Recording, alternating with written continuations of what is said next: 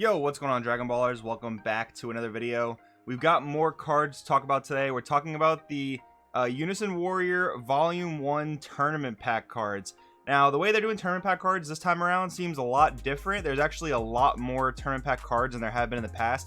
I think in the past it's been like 8 total, but here I think there's 4 for each color. So it seems like there's about 20 Tournament Pack cards total. Some of which are very good, some of which are very lackluster, but it's an interesting spin because, you know, typically we would get like 1, maybe 2 good tournament pack cards. Here we definitely have a handful, so it could be a little bit more worth your time to go to locals, get these tournament pack cards, even after, you know, several weeks of them being in rotation. So that kind of makes it a cool experience. I do wonder if they're going to be giving out more cards per pack, because now there's 20 cards, and before we'd only get 1 card per entry, basically 1 pack with 1 card in it.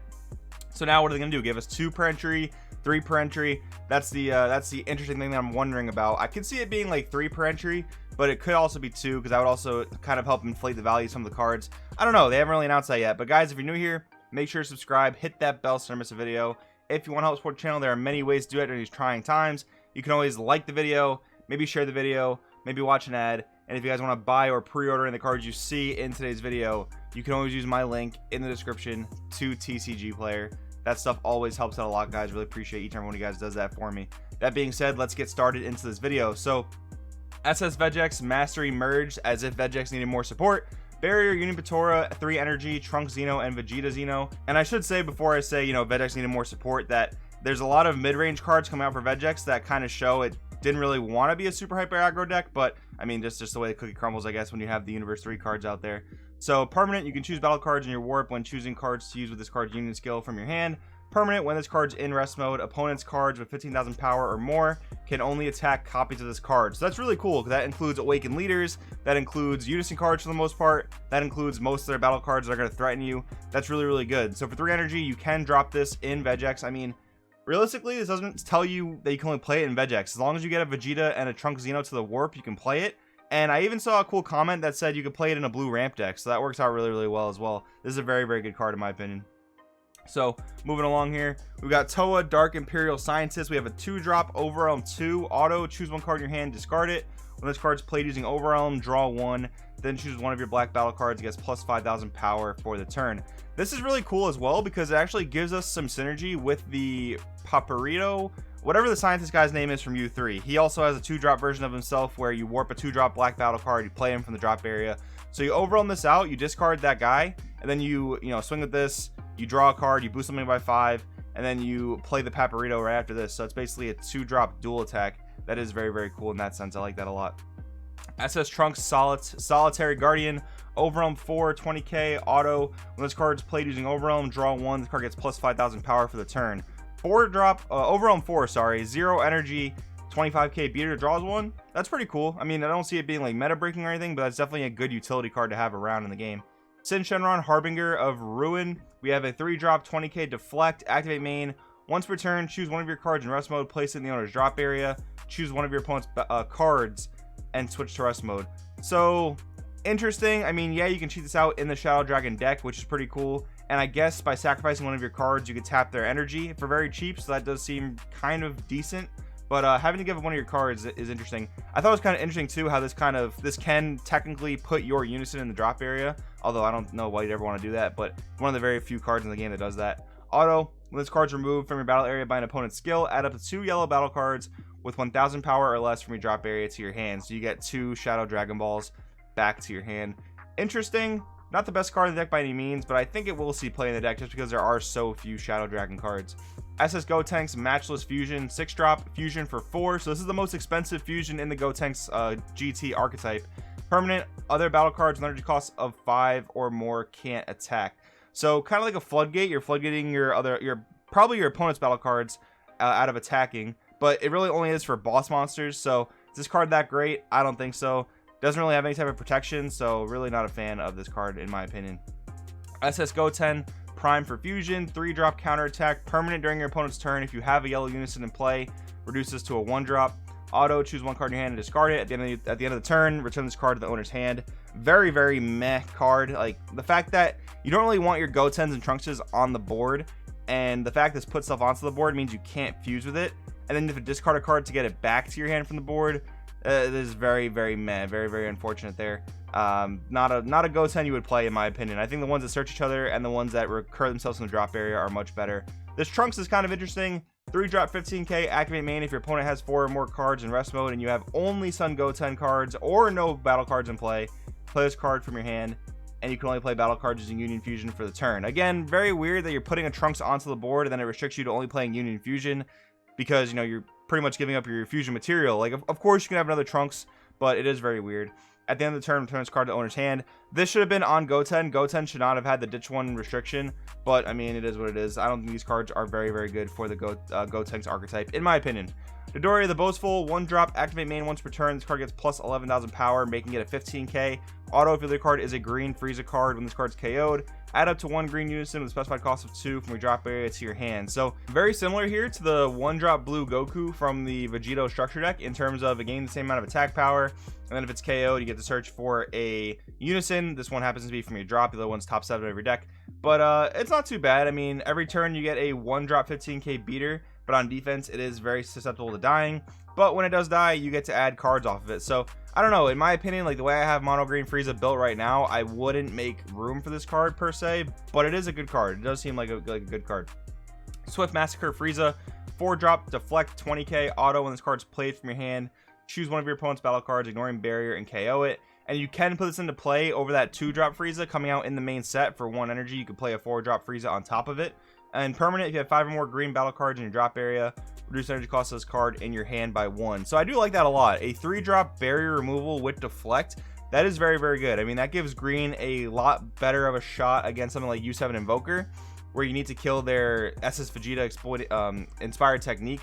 So that's very, very good. And having the 3 drop barrier removal on demand is very solid. I like that a lot. And this is like the good example of a card that should have deflect. Like, killing a guy ignoring barrier is not that crazy, and sometimes you need it to go through because, you know, a strategy like U7 Invoker or certain other ones like Path to Greatness back in the day, like they can be a little bit degenerate if they're allowed to go off unimpeded. So a card like this with deflect is very, very good in my opinion.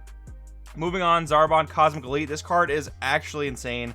2 drop 5k blocker, activate main, pay a green.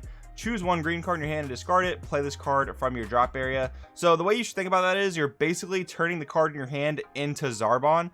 And Zarbon's so high value that should never be a problem. Like, you can discard the Roshi Kamehameha Origins. You can discard your Rebrands and play this card from the drop area. So auto if your opponent has 5 or more cards in their hand and this card's removed from a battle area by a skill or KO'd.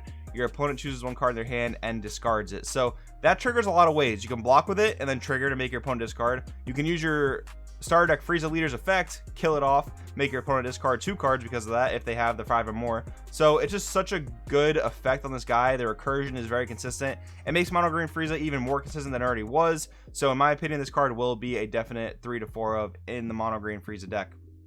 Ginyu Captain of the Elite, 3 drop 10k counter attack, negate the attack, then play this card. If you have the unison in play, reduce it to a 1 drop. Auto when this card's played, add up to 1 green Frieza army with 9,000 power or less from your drop area to your hand. And if you did, choose a card in your hand and discard it. This card is okay. I mean, it's a 1 drop that helps you recur some cards from the drop area, but is it better than anything you're already playing in the deck? I don't think so. It is pretty cool that it triggers Beerus Godly Majesty, but it definitely doesn't seem like the type of thing you want in the Frieza deck, in my opinion. SSB Vegeto, Soaring Blow. This card is very good. Free Union Patora for a blue Goku and blue Vegeta. You can choose battle cards in your energy to fuse with it. When this card's played, choose 2 of your opponent's battle cards and place them at the bottom of the deck in any order. So what I really like about this card is it's live as early as turn 1 technically. Like, if you charge a Vegeta and play a 1-drop Goku, you can play this Vegeto on turn 1. Now, is that very good? No, but my point is you can basically play it whenever you need it, and it's not very costly. It gives you that removal to the bottom of the deck, which is something that blue has desperately needed for a little while now. Some early removal, it doesn't bounce back to the hand. This is very, very good. It is specific. You do have to play it in, you know, a deck where you're playing Gokus and Vegetas, but I like how you don't have to play it in a Trunks Future deck, and you don't have to play it in a Vegeto-oriented deck. I do like that a lot. Vegeta the Fortifier, 1-drop, activate battle once per turn. Choose 1 card in your hand, discard it. This card gets plus 10,000 power for the battle. At the end of the turn, switch 1 of your mono blue energy to active mode. Discarding a card in blue, not nearly as good as discarding in green or some other colors or black, for example. So in my opinion, this card will not be very playable. SS2 Trunks Heroic Prospect. I was very hyped on this card until I, read it more closely. It's a counter attack. If you have the unison in play, reduce it to a 1-drop. Auto, when this card's played, your opponent can't attack with battle cards with energy cost greater than their current energy for the turn, unless they choose 2 cards in their hand and place them at the bottom of the deck in any order. Unfortunately, this is not a topo because your opponent has to be attacking with bigger battle cards than their energy. And I thought this would be good against Vegex, but if you're going second and Vegex gets to turn 3, well, they're pretty much fine because you can't use this card. You can use this card on your turn 3, but they'll be on 4 energy, meaning they can attack with pretty much all of their deck, which is, in my opinion, a little bit unfortunate. SSB Son Goku, the Boundless, 1-drop, 5k, auto. If the other card's a blue Future Trunks, when this card's played, add 1 card from energy to your hand, then place top card of your deck in your energy in rest mode. Pretty cool there in the sense that you can search any card in your energy to your hand. Like, let's say you have to charge an SCR turn 1 or charge a super combo turn 1, you can get it back with this card, which is very cool. I think this actually is very playable in the Future Trunks deck. Yamcha the Lawless, 2-drop, 15k, red. If leader's a red Earthling, at the end of the turn, draw 1 card. That's a very good effect. Activate battle once per turn, pay 2. This card gets plus 15,000 power and double strike for the battle. All right, this card's very, very good. I mean, some red decks do struggle to get card draw going, so having the ability to just get a draw at the end of every turn, as long as it doesn't die, that's very, very good. I like that a lot. Son Goku, the Pure Hearted. We have a 3-drop, 20k, deflect. If your leader card's a red Earthling card and you place 1 card from life in your drop area, then add 1 card from life to your hand. When this card attacks a battle card, deal 1 damage to the opponent. So pair this with the red Yamcha leader and with a Sin Shenron Unison. This is a very, very early game ender that's 2 damage. Your opponent pretty much can't do anything about, unless they have like a Trump the Trickster or Vegeta the Cruel. They can do something about it. But you can also play answers to that card. You could play like Pilaf Missile, for example, or Beerus Ball if you're playing multicolor, and answer those cards for free or for very little energy cost. So I do think this card is good. I think this card's very, very good. In some instances, it's better than the 5-drop ape that people are playing. But overall, it's going to be a very specific type of deck you play this in. You know, Yamcha Burn, very specific archetype, mono red there most likely. Pilaf Innovative Emperor, 2-drop, 15k. When this card's placed in the drop area from battle area by a skill, choose 2 of your opponent's battle cards. They get minus 10,000 power for the turn. People are talking about playing this in Red Baby Vegeta, and I don't like it just because you're playing a 2-drop, so you're playing 2 energy there, and then you're just killing this guy to minus 10 2 more things. That seems very, very mad. That's basically paying 2 and discarding a card to minus 25 2 battle cards, or no, minus 22 battle cards rather, sorry. And I guess that's okay, but in my opinion, you could be doing better things with the deck. So I don't think this card is that great, but maybe it's decent. I don't know. Then we have the promos we've already seen, the tournament pack the championship pack promos. So guys, hope you enjoyed the video. I want to know in the comments below what you think. Which of these tournament pack cards are you excited for? Are these TP cards gonna make you want to go to locals? Let me know in the comments below. Thank you for watching. I will see you guys next time.